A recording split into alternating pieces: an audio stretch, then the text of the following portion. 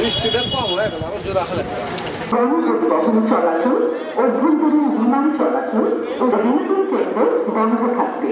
জনসমাবেশ হয়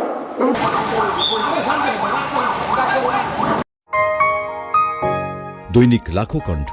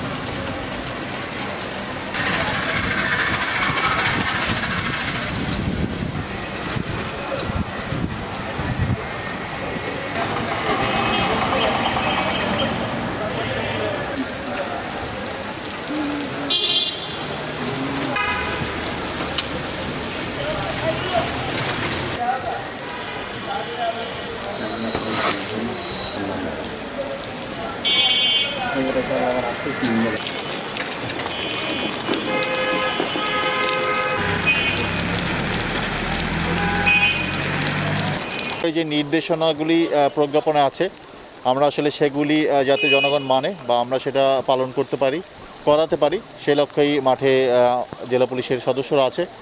আমাদের প্রায় 600 পুলিশ সদস্য ডিপ্লয়মেন্ট আছে সমগ্র পাবনা জেলায়। এই লকডাউন কার্যকর আমাদের 40টি মতো চেকপোস্ট আছে। পাশাপাশি আমাদের যে বিভিন্ন বিট আছে, বিটগুলিতে দায়িত্বরত অফিসাররা বিটগুলিতে এই লকডাউন কার্যকরের দায়িত্ব। ধাপের বিষয় না, আমাদের মূল বিষয় হলো যেই প্রজ্ঞাপনে যে রেস্ট্রিকশনের কথা বলা হয়েছে সেগুলি নিশ্চিত করা। সেগুলি কল্পে যা যা করেনি আমরা চেকপোস্ট, তারপর আমাদের টহল টিম সেগুলি কাজ করছে।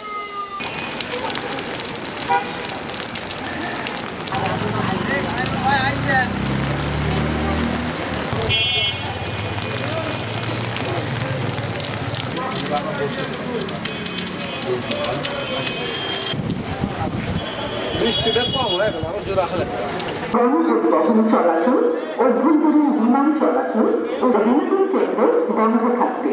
জনসমাবেশ হয়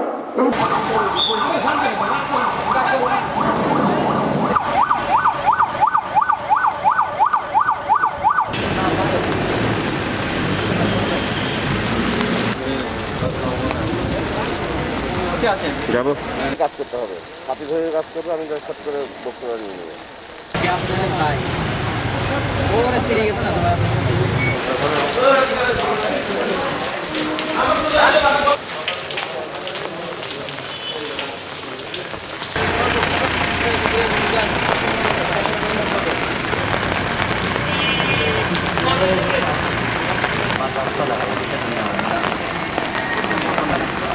ধন্যবাদ।